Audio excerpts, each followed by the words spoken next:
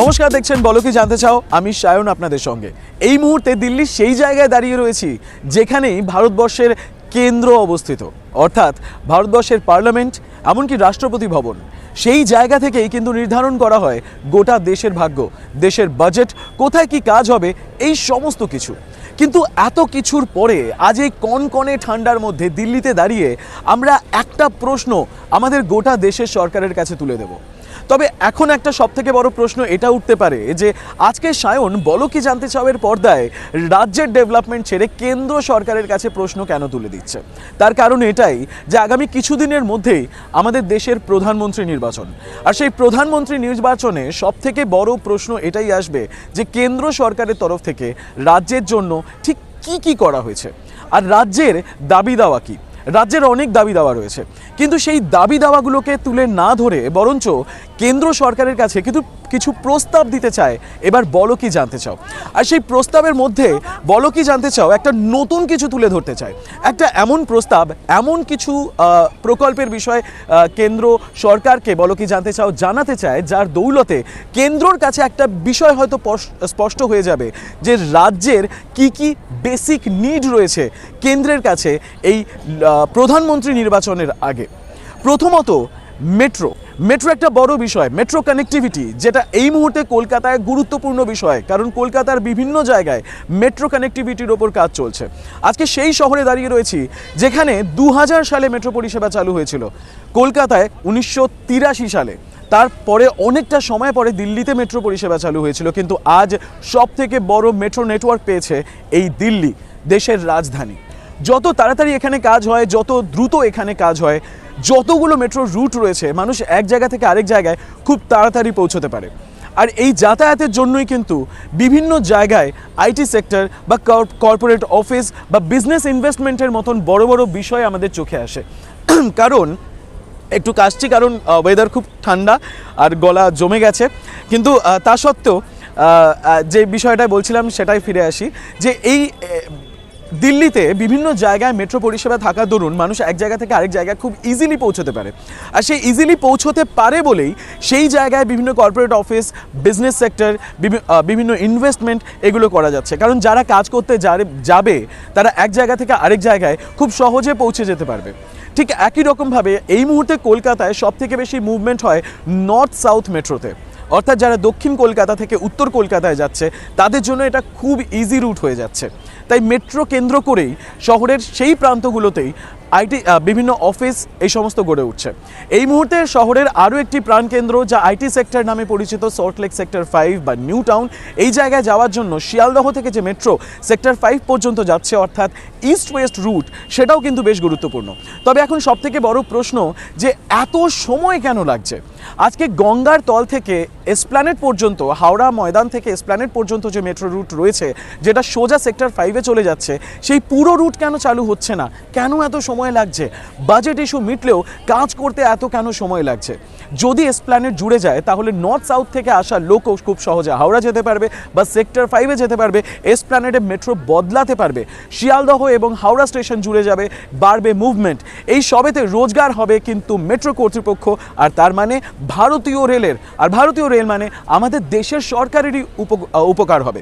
অন্যদিকে এয়ারপোর্ট হোক বা সেক্টর 5, এই জায়গায় যদি কবি সুভাষ থেকে কাউকে বাইপাসের ওপর দিয়ে আসতে হয়, তাহলে সেই মেট্রোর কাজেও এত গতি কম কেন? মাঝে বেশ কিছু জট ছিল, সেই জট কাটানো হয়েছে, কিন্তু সেই কাজ সম্পূর্ণ করতে এখনও অনেকটা সময় লাগছে। দেশের সরকারের তরফ থেকে কিন্তু মাঝখানে বলা হয়েছিল রাজ্য সরকারকে সহযোগিতা করতে, কিন্তু রাজ্য সরকার বলে দিয়েছিল মেট্রোর শেয়ার বহু আগেই কেন্দ্রর কাছে তারা দিয়ে দিয়েছে, এখন পুরোটাই কেন্দ্র সরকারের দায়িত্ব। তাহলে কেন্দ্র সরকার এত সময় লাগাচ্ছে কেন? যদিও প্রত্যেকবার ইলেকশনের আগে এসে 2-4টে করে মেট্রো স্টেশন উদ্বোধন করা হয়, তাতে কি মানুষের খুব একটা উপকার হবে? ঠিক যেমনটা আজ জোকা থেকে তারাতলা পর্যন্ত চলছে, এই রুটটায় মেট্রো চলার জন্যে কতটা মানুষ উপকৃত হচ্ছে, এটা একটা বড় প্রশ্ন। রয়েছে আরও একটা প্রশ্ন, কেন্দ্রীয় সরকার আর রাজ্যের জন্য কি করতে পারে। অ্যাকচুয়ালি রাজ্য সরকারের অনেক দায়িত্ব থাকে রাজ্য চালানোর জন্য, কিন্তু কেন্দ্র সরকারের রাজ্যের প্রতি যে দায়িত্বগুলো রয়েছে তার মধ্যে স্বাস্থ্য এবং শিক্ষা একটা বড় ভূমিকা। সেই স্বাস্থ্য এবং শিক্ষার মধ্যে প্রথমে আসি শিক্ষার কথায়। শিক্ষার ক্ষেত্রে কেন্দ্রীয় সরকারের তরফ থেকে বেশ কয়েকটি কেন্দ্র শাসিত বিদ্যালয় বানানো যেতে পারে, যাতে গোটা দেশে যেরকম কম্পিটিটিভ এক্সামের জন্য ছেলেমেয়েরা তৈরি হচ্ছে, ঠিক একই সাথে পাল্লা দিয়ে বিভিন্ন রাজ্যে, এমনকি আমাদের রাজ্যেও ছেলেমেয়েরা কেন্দ্রীয় সরকার দ্বারা পরিচালিত বিভিন্ন কম্পিটিটিভ এক্সামের জন্য একই সাথে তৈরি হতে পারবে। কোনোভাবেই পশ্চিমবঙ্গ রাজ্য সরকারের আওতায় স্কুলের ছেলেমেয়ে বলে তারা একটু পিছিয়ে যাচ্ছে, বা কেন্দ্রীয় সরকারের স্কুলের ছেলেমেয়ে বলে তারা এগিয়ে যাচ্ছে, এই বাধাটা থাকবে না। সে জায়গায় কেন্দ্র যদি শিক্ষার খাতে আরও বেশি ইনভেস্টমেন্ট বাড়ায় এবং কেন্দ্র ডিরেক্টলি তার নিজের ইনভেস্টমেন্ট বাড়ায় এবং হস্তক্ষেপ বাড়ায়, তাহলে সেই ক্ষেত্রে কিন্তু শিক্ষার মানও কিন্তু গোটা দেশে সমান হবে। এমনকি বিদেশের বিভিন্ন আধুনিক দেশের মতন আমাদের দেশেও এক দেশ এক শিক্ষার পরিস্থিতি আসতে পারে এবং বিভিন্ন রাজ্যের ছেলেমেয়েরা একই সাথে এগোতে পারবে, এমনকি আমাদের রাজ্যের ছেলেমেয়েরাও একই সাথে এগোতে পারবে। এটা একটা সবথেকে বড় দাবি। যদি কেন্দ্র সরকার এই সমস্ত ইনভেস্টমেন্টে দিকে জোর দেয় তাহলে আরও বেশি হয়। এতে কেন্দ্র সরকার বিভিন্ন পিপিপি মডেলেও কিন্তু স্কুল তৈরি করতে পারে, যা ডিরেক্টলি কেন্দ্র সরকার দ্বারা পরিচালিত হবে এবং বিভিন্ন ছেলেমেয়ে শুধুমাত্র কেন্দ্রীয় বিদ্যালয়ে যেমন কেন্দ্র সরকারের সরকারি কর্মচারীদের ছেলেমেয়েরাই পড়তে পারবে, তা না করে রাজ্য সরকারি কর্মচারীদের ছেলেমেয়েরাও পড়তে পারবে, এমনকি ইংরেজিতে শিক্ষা নেবে এবং এক দেশ এক শিক্ষায় সবাই এগিয়ে যেতে পারবে। তাই শিক্ষার খাতে বিনিয়োগ আরও বাড়ানো দরকার। কেন্দ্র সরকারের এই বিষয়ে একটু চোখ রাখতে হবে। এবার আসি স্বাস্থ্যের বিষয়ে। স্বাস্থ্যের ক্ষেত্রে স্বাস্থ্যের দিক থেকে যে সমস্ত হসপিটাল এই মুহূর্তে রাজ্যে রয়েছে বা রাজ্যের তরফ থেকে যে সমস্ত পলিসিগুলো ইন্ট্রোডিউস করা হয়, তাতে অনেক সময় প্রশ্নচিহ্ন ওঠে। কিন্তু কেন্দ্র সরকার দ্বারা পরিচালিত খুব সাকসেসফুল যে এইমস হসপিটাল সিস্টেম রয়েছে, সেই এইমস যেমন এই মুহূর্তে কল্যাণীতে গড়ে তোলা হয়েছে, তেমন এইমসের সংখ্যা যদি রাজ্যের অভ্যন্তরে আরও বাড়ানো হয়, উত্তর থেকে দক্ষিণ, পূর্ব থেকে পশ্চিম সব জায়গায়, তাহলে সেক্ষেত্রে কিন্তু মানুষ খুব সহজে উচ্চ মানের চিকিৎসা ব্যবস্থা পেতে পারে। এমনকি কেন্দ্রের সাথে রাজ্যের যে সমন্বয় রয়েছে সেটাও বাড়ানোর দিকে কেন্দ্র সরকারকে একটু জোর দিতে হবে। এমনকি রাজ্য সরকারেরও এখানে কর্তব্য কেন্দ্র সরকারের সাথে হাতে হাত মিলিয়ে স্বাস্থ্য সুবিধা মানুষের কাছে পৌঁছে দেওয়া। রাজ্যের যে কার্ড রয়েছে, স্বাস্থ্যসাথী কার্ড রয়েছে, সেটা যদি কেন্দ্রের তরফ থেকে ইন্ট্রোডিউস করা হয় এবং কেন্দ্র সেটায় ইনভেস্ট করে এবং সমন্বয় গড়ে তোলার চেষ্টা করে, কোনো একে অপরের বিরুদ্ধে কথা না বলে, যেটা অনেক সময় আমরা শুনি যে কেন্দ্রের একটা পলিসি রয়েছে, রাজ্যের একটা পলিসি রয়েছে, আয়ুষ্মান ভারত রয়েছে, এদিকে স্বাস্থ্যসাথী কার্ড রয়েছে, কোনটাকে তোল্লাই দেওয়া হবে, সেই সমস্ত ভুলে দেশের মানুষের জন্য যদি কাজ করা হয়, রাজ্য এবং কেন্দ্র দুজনে হাত মিলিয়ে সেই কার্ডের ওপর জোর দেয়, তাহলে সেক্ষেত্রে কিন্তু একটা সুফল আসতে পারে এবং মানুষ খুব সুন্দর চিকিৎসা ব্যবস্থা পেতে পারে। এই মুহূর্তে মেট্রো পরিষেবা খুব ইম্পর্টেন্ট জিনিস ইনভেস্টমেন্টের জন্য, সেটা আপনাদেরকে জানালাম। তাই আমরা চাই রাজ্যে যাতে মেট্রো পরিষেবা আরও উন্নত হয়।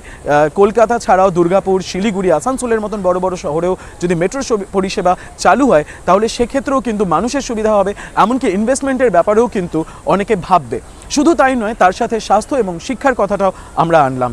বাকি থাকছে রেলওয়েজ এবং রোডওয়েজ যদিও রাজ্য সরকারের আওতায় পড়ে, কিন্তু তার সাথে সবথেকে জরুরি বিষয় হাইওয়ে, এক্সপ্রেসওয়ে, যেগুলো বোম্বে, দিল্লি, ব্যাঙ্গালোর, হায়দ্রাবাদে প্রচুর রয়েছে। সেই এক্সপ্রেসওয়ের দিক থেকেও কিন্তু রাজ্য এবং কেন্দ্রের সমন্বয়ের দরকার। রেলওয়ে এবং রাস্তা নিয়ে আরও একটা এপিসোড হবে।